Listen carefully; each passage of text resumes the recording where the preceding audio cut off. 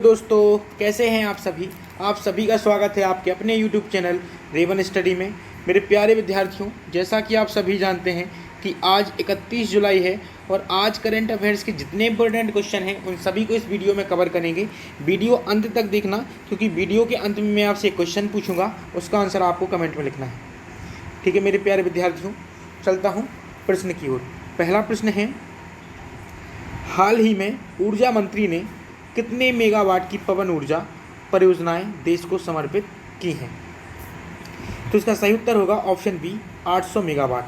तो दोस्तों, ऊर्जा मंत्री ने 800 मेगावाट की पवन ऊर्जा परियोजनाएं देश को समर्पित की हैं। ठीक है, अब परियोजनाओं का विकास किसने किया है? तो परियोजनाओं का विकास किया है सिंगापुर की सेमकार्प industries.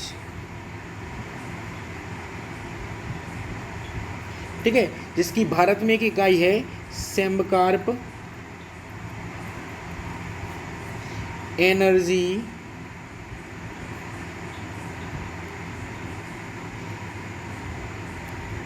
India limited.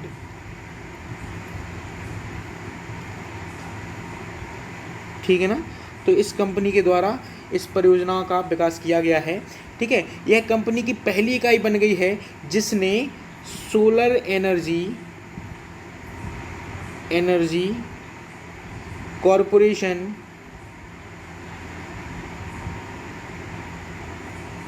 Of India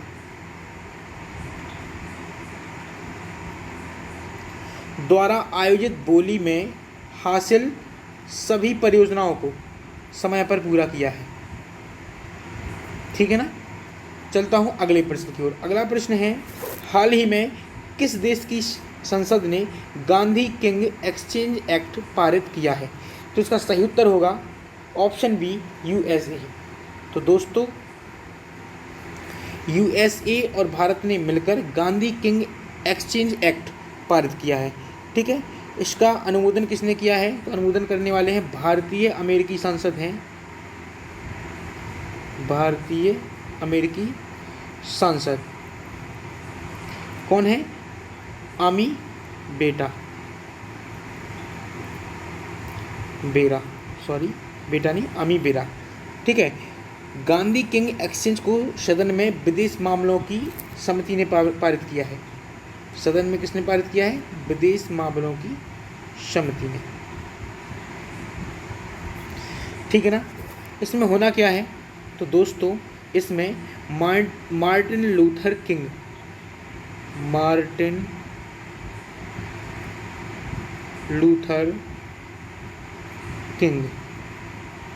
और गांधी जी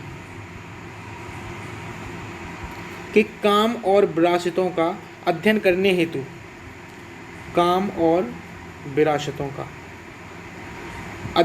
हेतु अमेरिका तथा भारत के बीच आदान प्रदान की पहल का प्रस्ताव है। ठीक है ना, चलता हूँ अगले प्रश्न की ओर। अगला प्रश्न है, हाल ही में एशियाई विकास बैंक ने कोविड-19 से लड़ने हेतु भारत को कितनी राशि का अनुदान मंजूर किया है?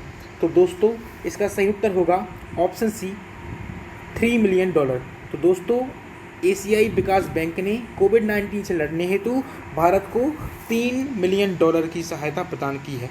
ठीक है, इसका प्रयोग कहाँ होगा? इसका प्रयोग थर्मल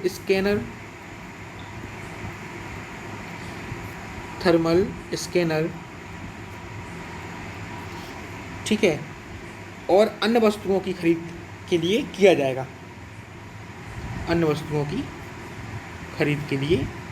जाएगा। ठीक है, अब जान लेते हैं एशियाई विकास बैंक के बारे में, जिसे शॉर्ट में ADB भी कहा जाता है। ठीक है, इसका मुख्यालय है फिलीपींस में। कहाँ है मुख्यालय? मुख्यालय है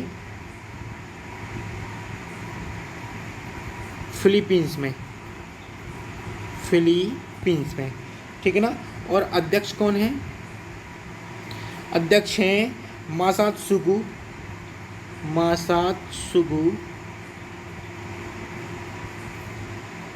असाकावा।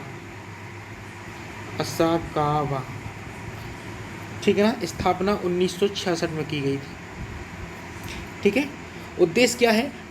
एशियाई देशों के आर्थिक विकास के लिए इसकी स्थापना की गई थी। चलता हूं अगले प्रश्न की ओर। अगला प्रश्न है, हाल ही में किस मंत्रालय ने मौसम मोबाइल ऐप का शुभारंभ किया है? तो दोस्तों इसका सही उत्तर होगा पृथ्वी विज्ञान मंत्रालय।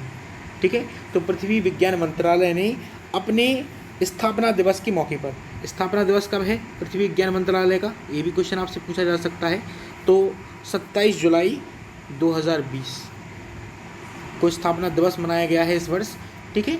और पृथ्वी विज्ञान मंत्रालय की स्थापना 27 जुलाई को हुई होगी।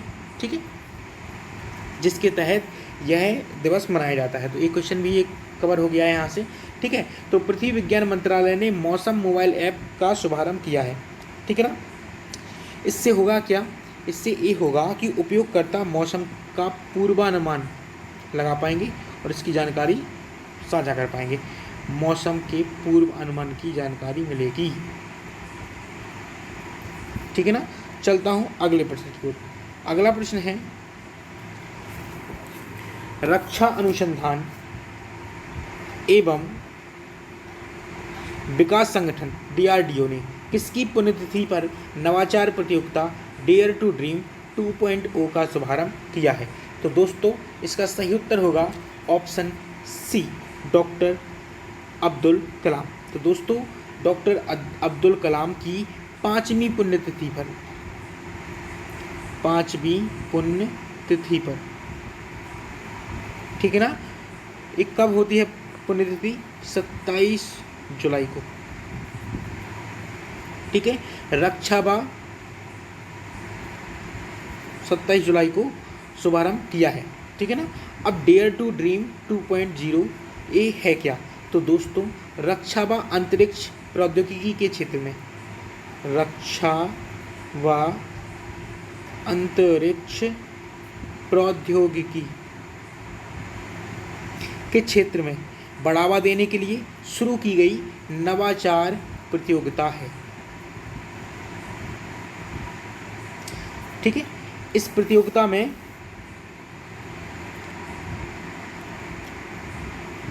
स्टूडेंट भाग लेंगे और एक विशेषज्ञ समिति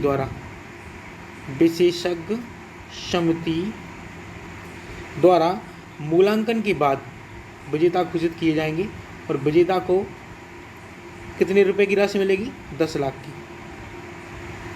ठीक है ना। और व्यक्तिगत 5 लाख रुपए दिए जाएंगे।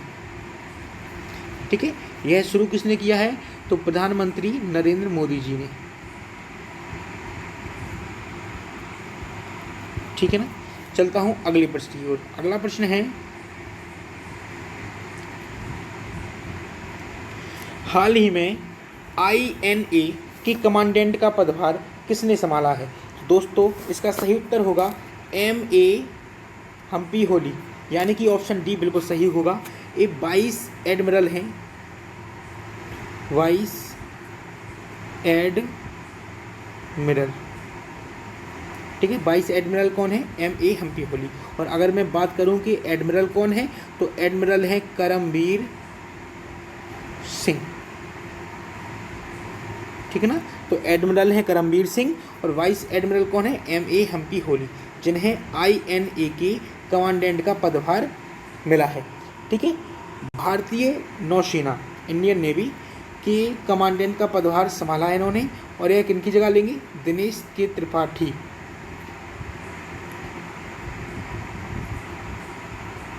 की जगह लेंगे। ठीक है ना। चलता हूं अगले प्रश्न की ओर। अगला प्रश्न है, हाल ही में किस स्थान पर तेज गति से काम करने वाली कोविड-19 परीक्षण सुविधाओं का शुभारंभ, यहाँ 19 होना जरूरी था। ठीक है ना, कोई दिक्कत नहीं है, कोविड परीक्षण सुविधाओं का शुभारंभ नहीं किया गया है। ध्यान से पढ़ना क्वेश्चन को, नहीं किया गया है ये पूछा गया है। ठीक है ना। तो इसका सही उत्तर होगा ऑप्शन डी। तो बेंगलुरु में इसका शुभारंभ नहीं किया गया है। ठीक है ना। तो एग्जामिनर ऐसा भी क्वेश्चन पूछ सकता है कि क्योंकि आपको पता है कि नोएडा, कोलकाता और मुंबई, इन 3 जगहों पर प्रशिक्षण सुविधाएं दी जा रही हैं, ठीक है ना, इनका शुभारंभ हो चुका है। तो नहीं अगर लिख गया है तो कहाँ नहीं किया गया है, बेंगलुरु में, ठीक है ना। तो ऐसा नहीं है कि अगर आपकी नज़र नहीं पे नहीं गई तो आपने नोएडा लगा दिया, ठीक है। तो पहले सवाल ध्यान से पढ़ना है, अगर नहीं लिखा है तो बेंगलुरु, लिखा है कि कहाँ हो गया तो नोएडा, कोलकाता और मुंबई, इन 3 जगहों पर शुरू हो चुका है, ठीक है ना। इससे प्रतिदिन क्षमता 10,000 तक बढ़ गई है, ठीक है ना, जिससे कोविड-19 के प्रसार को रोका जा सकता है, रोका जाएगा, ठीक है ना। चलता हूँ अगले प्रश्न की ओर। अगला प्रश्न है, हाल ही में प्रकाशित the India way strategies for an uncertain world पुस्तक के लेखक कौन है। तो दोस्तों इस पुस्तक के लेखक हैं ऑप्शन सी एस जयशंकर, जो कि हमारे विदेश मंत्री हैं, ठीक है ना। तो विदेश मंत्री एस जयशंकर ने पुस्तक लिखी है। इस पुस्तक को प्रकाशित किसने किया है, तो प्रकाशित किया है हार्पर कॉलिंस इंडिया प्रकाशन, ठीक है ना।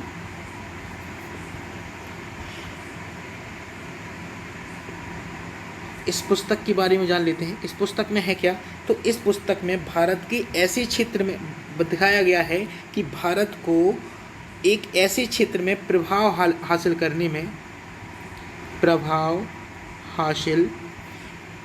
के लिए दृढ़ता से संघर्ष करना पड़ रहा है, जो इससे पहले और अधिक आसानी से किया जा सकता था, ठीक है ना। चलता हूं अगले प्रश्न की ओर। अगला प्रश्न है, हाल ही में प्रकाशित पुस्तक quest for restoring financial stability in India के लेखक कौन है। तो दोस्तों इसके लेखक हैं ऑप्शन ए बी आचार्य, इनका पूरा नाम है बिराल बी आचार्य।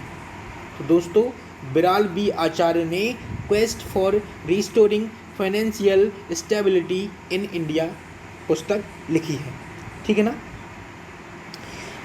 इस पुस्तक के बारे में जान लेते हैं। यह पुस्तक भारत में वित्तीय स्थिरता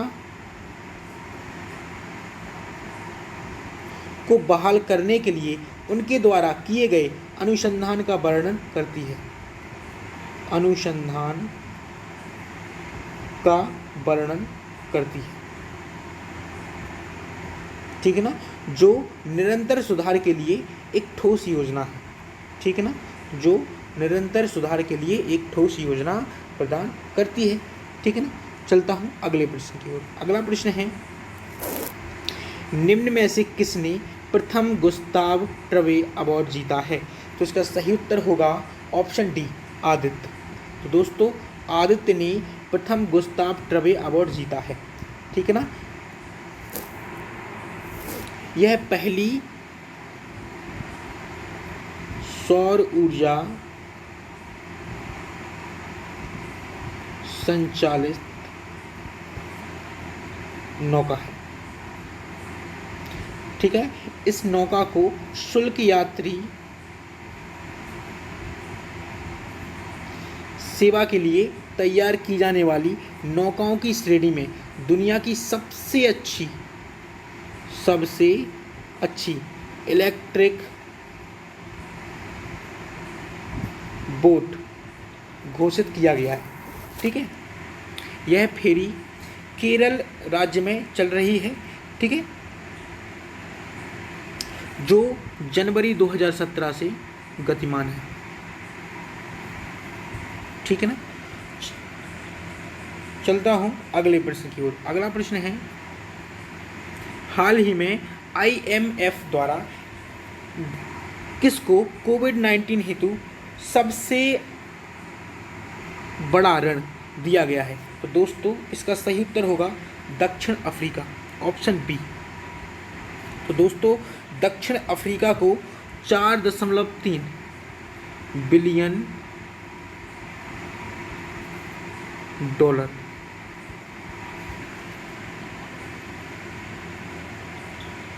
की राशि प्रदान की गई है, जो अब तक का सबसे बड़ा ऋण है, सबसे बड़ा ऋण है।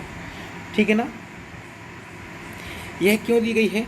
तो जो विश्व में कोरोना वायरस चल रहा है ना, कोविड-19, ठीक है ना, तो उसके मामले बहुत ज़्यादा बढ़ रहे हैं दक्षिण अफ्रीका में। तो उन महामारी को रोकने के लिए यह कदम उठाया गया है और IMF ने 4.3 बिलियन डॉलर की वित्तीय सहायता प्रदान की है, जो कि एक ऋण है। ठीक है ना। अब बारी है IMF की। तो IMF क्या है? IMF है इंटरनेशनल मॉनेटरी फंड। ठीक है। तो IM और F ये फुल फॉर्म हो गया। ठीक है। IMF का मुख्यालय कहाँ है? मुख्यालय की बात करूँ तो मुख्यालय है वॉशिंगटन। ठीक है ना। और प्रबंध निदेशक कौन है? तो क्रिस्टालिना जॉर्जिना। क्रिस्टालिना, एक ही नाम है, जॉर्जिना। ठीक है ना। ठीक है। IMF के मुख्य अर्थशास्त्री कौन है? तो गीता गोपीनाथ। ये बहुत ही महत्वपूर्ण प्रश्न है। गीता गोपीनाथ। ठीक है। ये भारतीय हैं।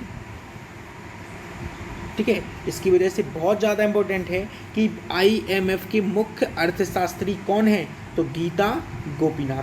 ठीक है ना। IMF के सदस्य देश कितने हैं? तो 189। ठीक है ना। अब बारी है कल के जवाब की। कल एक प्रश्न पूछा गया था।